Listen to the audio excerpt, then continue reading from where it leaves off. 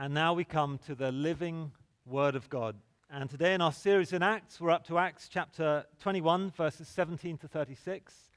Acts 21, 17 to 36, as you'll see on the meeting program you were given on the way in. And that's on page 875 of the Church Bibles. And you'll need that open as we get down to work now and dig into it. So if anyone needs a Bible, do stick up a hand, and Caleb can bring you one. So, Caleb, can we have a Bible at the front here? Any others? Great. And at this point in the book, we're now really getting into the final stretch, the final stages of this amazing saga that we've been in for the best part of a year.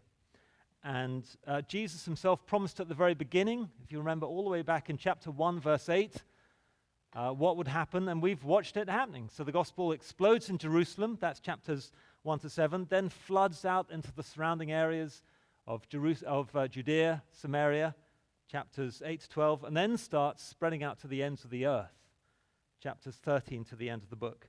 And the ends of the earth in Acts is symbolized by the city of Rome, the biggest, most international city on the planet, many hundreds of miles from Jerusalem. And today's passage, here's why I say where sort of just the beginning of the end. This is the point at the waterfall as you pause and then you plunge down. And the reason I say that is today's passage has the chain of events which will finish with the Apostle Paul accomplishing his mission, making it to Rome. It begins today. And so the question, as we hear the reading now, is this for each of us. If you had to pick out an implicit warning from the first half of the reading for us, what would it be? What might the author Luke be implicitly warning us to avoid or about in the first half of the reading today? Have a think about that as you hear the reading now. Let me hand over to Tess. Great, here's Tess. Page 875, Acts 21, 17 to 36. Thanks, Tess. When we had come to Jerusalem, the brothers received us gladly. On the following day, Paul went in with us to James, and all the elders were present. After greeting them, he related one by one the things that God had done among the Gentiles through his ministry. And when they heard it, they glorified God. And they said to him, "You see, brother, how many thousands there are among the Jews those who have believed. They are all zealous for the law, and they have been told about you that you teach all the Jews who are among the Gentiles to forsake Moses, telling them not to circumcise their children or walk according to our customs. What then is to be done? They will certainly hear that you have come. Do therefore what we tell you. We have 4 men who are under a vow. Take these men and purify yourself along with them and pay their expenses, so that they may shave their heads. Thus, all we know that there is nothing in what they have been told about you, but that you yourself also live in observance of the law. But as for the Gentiles who have believed, we have sent a letter with our judgment that they should abstain from what has been sacrificed to idols, and from blood, and what has been strangled, and from sexual immorality." Then Paul took the men, and the next day he purified himself along with them and went into the temple, giving notice when the days of purification would be fulfilled and the offering presented for each one of them. When the 7 days were almost completed, the Jews from Asia, seeing him in the temple, stirred up the whole crowd and laid hands on him, crying out, "Men of Israel, help. This is the man who is teaching everyone, everywhere, against the people and the law in this place. Moreover, he even brought Greeks into the temple and has defiled this holy place." For they had previously seen Trophimus the Ephesian with him in the city, and they supposed that Paul had brought him into the temple. Then all the city was stirred up, and the people ran together. They seized Paul and dragged him out of the temple, and at once the gates were shut. And as they were seeking to kill him, word came to the tribune of the cohort that all Jerusalem was in confusion. He at once took soldiers and centurions and ran down to them. And when they saw the tribune and the soldiers, they stopped beating Paul. Then the tribune came up and arrested him and ordered him to be bound with 2 chains. He inquired who he was and what he had done. Some in the crowd were shouting one thing, some another. And as he could not learn the facts because of the uproar, he ordered him to be brought into the barracks. And when he came up to the steps, he was actually carried by the soldiers because of the violence of the crowd. For the mob of the people followed, crying out, "Away with him."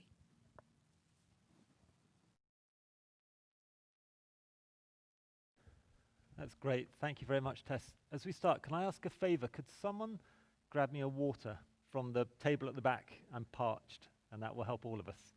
Thank you. Let's pray. Some words from Joshua 1. Do not let this book of the law depart from your mouth. Meditate on it day and night, so that you may be careful to do everything written in it. Then you will be prosperous and successful.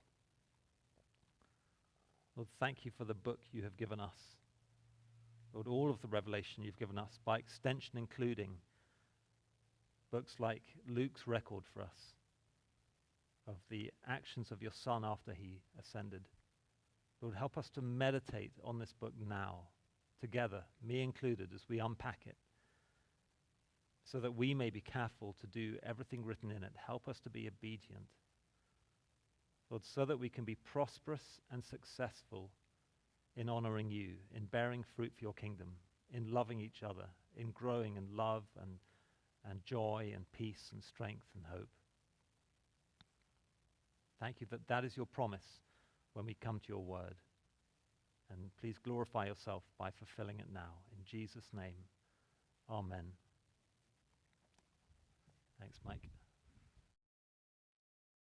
I wonder if you've ever been involved in a church split or major conflict in church.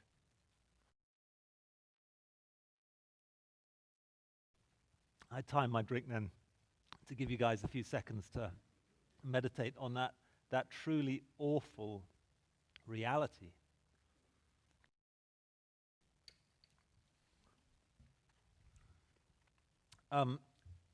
Church splits are horrendous. They're draining, they're distressing, they're dishonoring to God, they're incredibly painful, and they happen. They happen. In today's passage, Luke is giving us two contrasting pictures, and the first, in verses 17 to 26, is a picture of unity within the church, and that's our first point, internal unity. Because the early church at this stage is basically a powder keg waiting to erupt in what would have been a horrific church split. When Paul arrives in Jerusalem, this potential catastrophe is hanging over the church, the global church. And the wisdom and the godliness of Paul and the other leaders has good things to teach us about preserving and strengthening the beautiful unity that the Lord has so far blessed us with here in Emmanuel, that we mustn't take for granted. So let's start with the encouragement.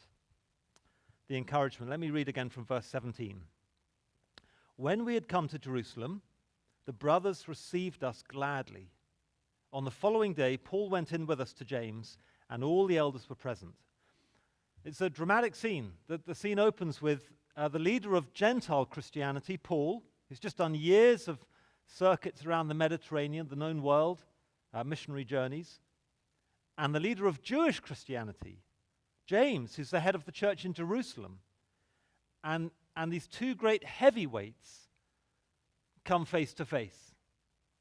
And they're each accompanied by representatives of their own areas. So Paul's got companions with him from the Gentile churches, including Luke, who's writing this. And James has got the elders of the Jerusalem church with him. So you can picture them both with their entourages, like their own people. And as we'll see shortly in verse 21, a false rumor had been going around that Paul was basically anti-Jewish.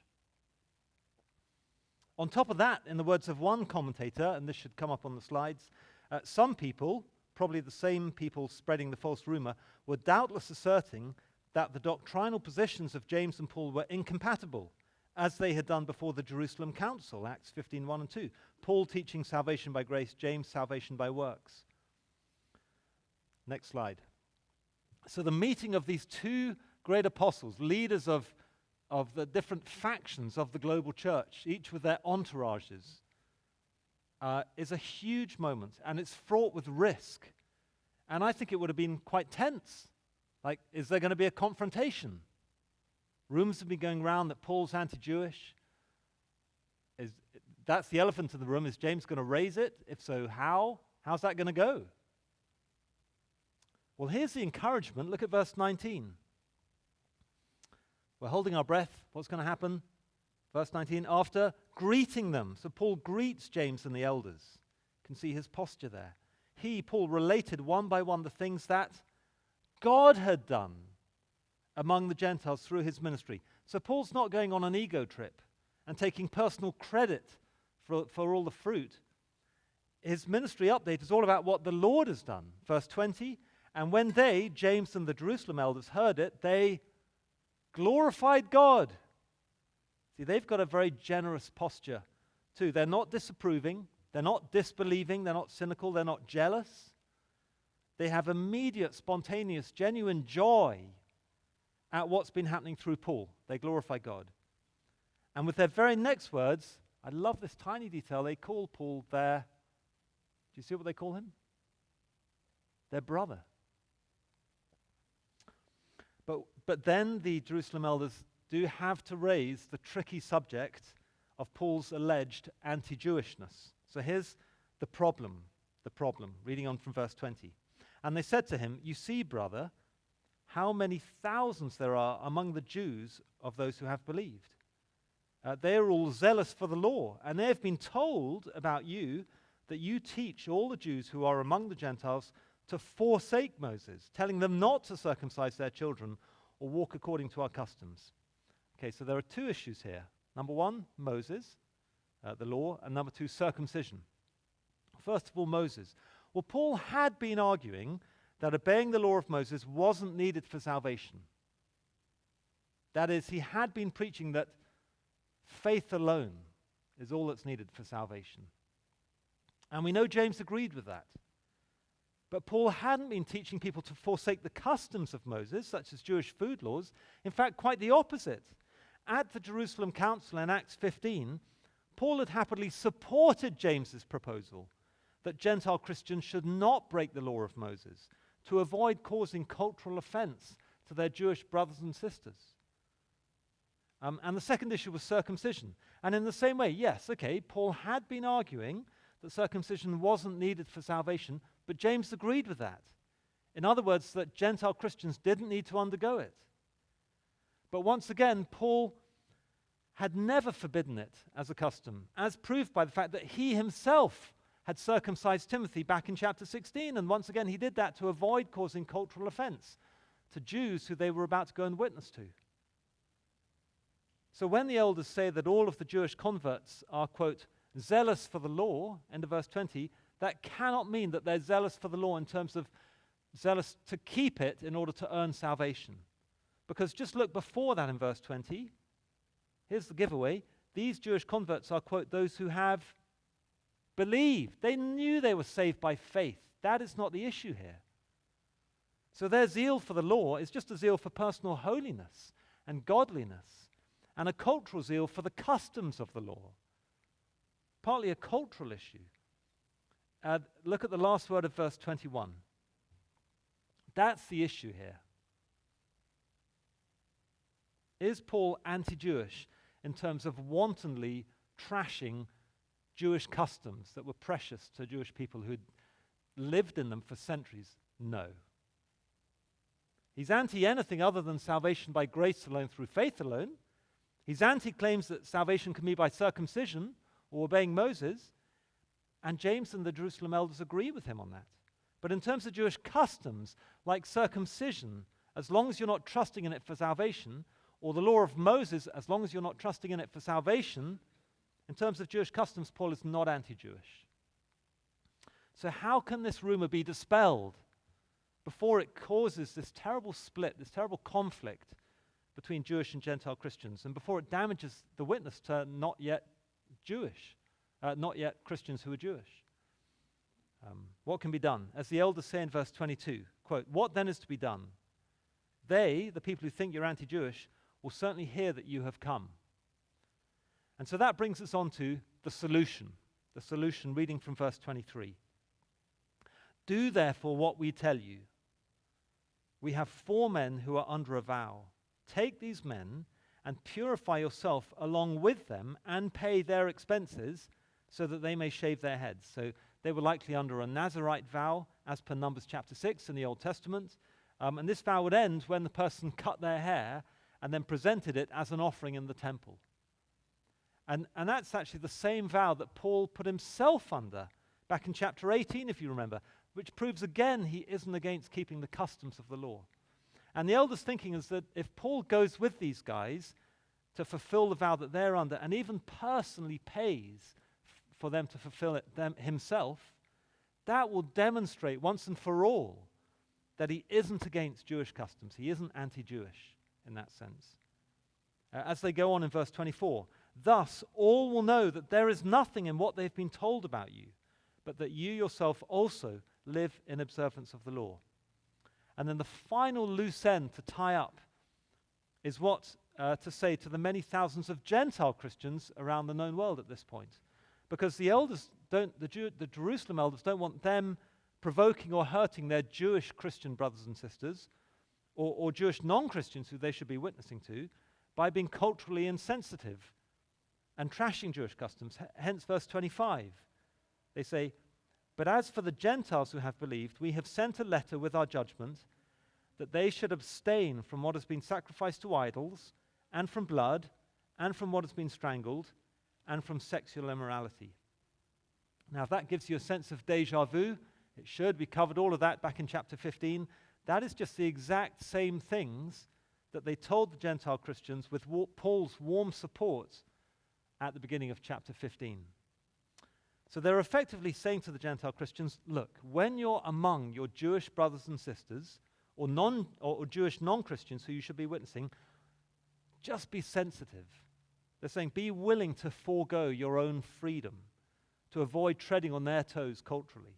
So just don't buy meat from the market that was previously sacrificed in a pagan temple. You're free to, but we're asking you not to avoid offending your Jewish fellow Christians. Don't buy meat with the blood still in it. Don't eat the meat of an animal that was strangled. And don't commit sexual immorality. And we might think, well, wait, that last one isn't cultural. It's sinful. No Christian should be committing sexual immorality. And that's true. But Jews typically had much, much higher standards of sexual purity than Gentiles. Most of the Gentile world was incredibly sexually depraved at this point. And so that fourth thing is probably needed saying because of how far back Gentile converts were coming from in that area. The letter's effectively saying, you Gentile Christians shouldn't be committing sexual immorality anyway, but especially don't, because on top of being sinful and offensive to God, it's incredibly culturally sinful to your fellow Jewish Christians who have higher standards in that area culturally than you've come from. And then the beautiful ending to this little episode is that Paul is only too happy to acquiesce and go with the elders' requests, even at personal significant financial cost. Verse 23. He didn't have to, but he forgoes his freedom. And he does it. Verse 26. Then Paul took the men, and the next day he purified himself along with them, and so on. So what for us? Well, here's the principle. Are we sensitive to the preferences and customs and cultural commitments of others? And where those customs don't contradict the gospel and aren't sin, are we willing to forego our own freedom to do things how we like to do them, to avoid causing disunity between us and other believers, to avoid putting a stumbling block in front of other unbelievers who we're trying to witness to? Here's how Paul summarized his own example in this principle in 1 Corinthians 9. He said, to the Jews, I became as a Jew in order to win Jews. To those under the law, I became as one under the law, though not myself being under the law, that I might win those under the law. To those outside the law, like the Gentiles, I became as one outside the law, not being outside the law of God, but under the law of Christ. He's saying I'm not an antinomian, I'm not anarchic. I want to obey God and be holy, but I'm going to be as one outside the law. They're tucking into Sunday steak that was bought from the meat market that had previously been sacrificed to a pagan god. I'll tuck in with them because I'm not going to make an issue of it. I know it's not sin. I'm going to be like one of them, that I might win those outside the law. Verse 22, to the weak I became weak, that I might win the weak. I have become all things to all people so that by all means I might save some. Well, once again, let me ask, what does this look like for us? Not too many pagan meat markets around Knoxville the last time I looked at Google Maps. Well, I read about a respectable middle-class church a while back in which one Sunday morning, just as the service was beginning, a young college student walked in. And this guy was barefoot, had very long hair, pretty unkempt. And when he walked in, he couldn't see a free seat. And so he just sat down on the floor in the aisle, which was kind of his style anyway. And just as everyone else in the room started to feel a little awkward about this, I think we would, wouldn't we, if that had happened this morning, and trying not to stare, just at that moment, an old man in the congregation who was known for being very traditional started to walk towards the young guy with a troubled look on his face. He's got his jacket on, his tie, and everyone started cringing at the embarrassing rebuke that they knew was coming. And when the man got up to him, he paused, and then with great physical difficulty lowered himself onto the floor next to the student and spent the rest of the service there. Imagine that someone in Emmanuel is teetotal. They don't do alcohol at all, never have. When I have them to dinner in my home, even if there's nothing more I would love than a cold beer at that moment, I'm going to lay down my freedom out of my love for them. I'm going to do things their way, not mine. Imagine that a woman from the Middle East starts attending Emmanuel, and because of their cultural background, I soon notice that they don't do physical contact with men in social situations. Out of my love for them, I'm going to be tactful, and I'm going to remember not to make them uncomfortable by clumsily offering them my hand as a Westerner. I'm going to do things their way, not mine. Imagine that someone else in Emmanuel has very, very different politics to me, or a very different attitude towards guns, or very different attitudes towards immigration. I'm just trying to pick all of the most sensitive issues I can, because that's where this bites. Or a very different attitude towards homeschool versus public school versus Christian school. Or a very different anything. I do not have to agree with them, but if their view isn't clearly sinful or denies the gospel, then even if I know they're wrong and I know I'm right, I'm going to lay down my freedom to push my opinion if it's going to be an issue. Because either they're my brother or sister for whom Christ died, and I'm not going to damage my unity with them over something less important than the gospel, or they're not. And I'm not going to put a stumbling block between them and the gospel they so desperately need. I think we get the idea. Well, after this first picture of internal unity, avoiding that split, second and finally, we get a picture of external attack. External attack. And this is in verses 27 to 36. And if you look closely in these verses, there are two big contrasts going on in them. There's injustice and justice, and then there's chaos and control. So first of all, let's look at the injustice versus the justice. And here we see Jewish injustice contrasted with Roman justice. Reading from verse 27. When the 7 days were almost completed, the Jews from Asia, seeing him, Paul, in the temple, stirred up the whole crowd. Notice their cynical tactics. They're playing dirty by stirring up the crowd, and laid hands on him, crying out, "Men of Israel, help! This is the man who's teaching everyone, everywhere, against the people and the law and this place, the temple. Moreover, he even brought Greeks into the temple and has defiled this holy place." So they've got two charges against Paul in verse 28. The first being that he's teaching against the people of Israel and the law of Moses and the temple, which was a willful misunderstanding. It's the same charge the Jews had against Stephen back in chapter 6 before they murdered him, and against Jesus back in the Gospels before they murdered him. Because Jesus had spoken of himself as the fulfillment of the people and the law and the temple. And that was the gospel faithfully echoed by Stephen and now Paul. And so that wasn't trashing the people and the law and the temple. That was in fact revealing their true meaning, their true glory. And it's ironic that actually Paul is grabbed by these rabble-rousers in the very act of purifying himself in the temple so he wouldn't desecrate it. So that first charge is unfair.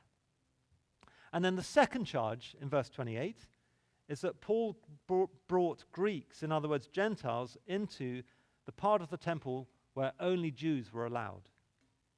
And then Luke explains in verse 29 that this was also a false assumption by them and that Paul hadn't. But the fact these two charges are unfounded doesn't stop the ringleaders from performing a citizen's arrest, grabbing Paul physically in verse 27, and then the mob that they've stirred up, grabbing him in verse 30, and dragging him out of the temple and trying to kill him.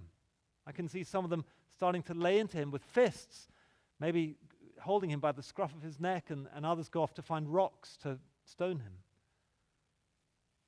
And when the Romans intervene so they can investigate and find out the truth, you know what the Jews' level of interest in the truth is? It's the last three words of verse 36. That's how open they are to rational, fair argument at this point. Get him out of here! That's their argument. The Romans, so that's Jewish injustice. The Romans, by contrast, intervene in verse 32 to prevent an extrajudicial killing, then try to investigate the truth about Paul in verse 33, and when they're prevented from that, take further steps to ensure that that investigation can happen, verses 34, 35. And did you notice all of the parallels between the Jews and the Romans in the way that Luke has told this? I saw this just last night, and it's amazing to me, Luke's cleverness as a writer, not just a historian. He's a master of literature and a theologian. So look at the parallels. The Greek verb for the crowd seizing Paul in verse 30 and the Roman commander arresting Paul in verse 33, actually it's the same word in Greek.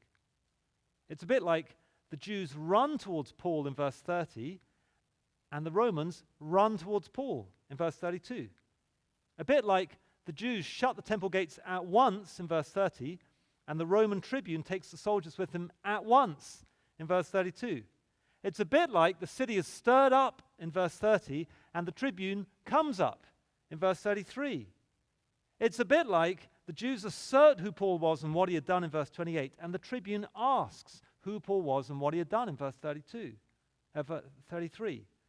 It's a bit like Paul is dragged by the Jews in verse 30 and carried by the Romans in verse 35, in each case being transported against his will. That's pretty deliberate, right? All of those parallels. And in all of those ways, Luke is dramatically contrasting the Jews with the Romans, Jewish injustice and Roman justice. And that's going to be a huge theme for the rest of the book. And the point is this. Here's the point. When we are faithful and stand up for Jesus, we should expect injustice, as illustrated by the Jews, but we should also know that we actually have right on our side, as illustrated by the Romans. When we stay faithful to Christ and stand by biblical views, biblical values, which can be increasingly unpopular in today's world, we should expect to be falsely accused and misinterpreted, misrepresented, not given a fair hearing. Let's not be shocked and surprised and blindsided when that happens. But we should also know that the gospel is good and right and true. And when it's subjected to honest examination, it will always emerge in a good light. We have right on our side. And so as we graciously, winsomely contend for biblical truth in a world that instinctively hates it, and often fights dirty to oppose it, we don't need to back down. Doesn't mean we become jerks about it. We stay winsome and gracious, but we don't need to back down. There will be injustice. We do have right on our side. And then the other contrast in these verses, as I said, is chaos and control. Chaos and control. At first, everything just seems like unmitigated chaos here, doesn't it? Look at all the verbs. Very dramatic. The city is stirred up in verse 30. All the people run together, and they seize Paul, and they drag him out of the temple, and at once the gates are shut. And while they're trying to kill Paul, the tribute at once sees that everything's in confusion. 31. And at once takes soldiers, verse 32, and runs down to the crowd. And in verse 34, some of the crowd are shouting one thing and some another, and the tribune can't even hear what people are saying because of the deafening uproar. And in 35, the soldiers have to carry Paul away because of the violence. And in verse 36, what had been called a crowd, Luke is now calling it what it is. It's become an out-of-control, wild mob. It is pure chaos, isn't it? In which Paul seems like a helpless, passive object, tossed from pillar to post, caught in a tug of war between the Jews and the Romans. He's like a kite in a hurricane. And yet, in the midst of it all, underneath the surface, if you look a little more closely, God's quiet, perfect, sovereign control is operating. All of this is according to plan. Paul is treading in exactly the footsteps of his master, the Lord Jesus, which is all he wants to do. As signaled for us when the Jews scream at Paul in verse 36, exactly what Luke recorded them screaming at Jesus at his trial, away with him. We've known since chapter 20 in the book of Acts, Paul is going to be arrested by the Jews and then taken by the Romans. It's right according to plan. This now is exactly what is happening. If we'd been paying close attention as we read, we were waiting for this to happen. Now it's happening. God's in control in the midst of the chaos. So if there's chaos in your life, maybe relational chaos or some other kind of chaos, because you're standing up for Christ and being faithful, and it's very costly, be reassured. In the midst of the chaos, God is in control.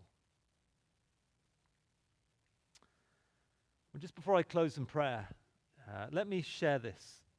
Joseph Tson was a Romanian pastor who was exiled by the Romanian communist government in 1981 for his faithfulness, and he tells this story. He says, "I had a man in an important position whom I baptized come to me and ask, 'Now what should I do?' They will convene 3,000 or 4,000 people to expose me and mock me. They will give me 5 minutes to defend myself. How should I do it?" "Brother," I told him, "defending yourself is the only thing you shouldn't do. This is your unique chance to tell them who you were before and what Jesus made of you, who Jesus is and what he is for you now." His face shone, and he said, "Brother Joseph, I know what I'm going to do." And he did it well. So well that afterwards he was severely demoted. He lost almost half of his salary. But he kept coming to me after that saying, "Brother Joseph, you know, I cannot walk into that factory now without someone coming up to me. Wherever I go, someone pulls me into a corner, looks around to see that no one else will see him talking to me, and then whispers, 'Give me the address of your church,' or 'Tell me more about Jesus,' or 'Do you have a Bible for me?' There will be injustice, but we have right on our side. And there will be chaos, apparent chaos, but God is in control, working through it to fulfill his perfect purposes. How might he use you?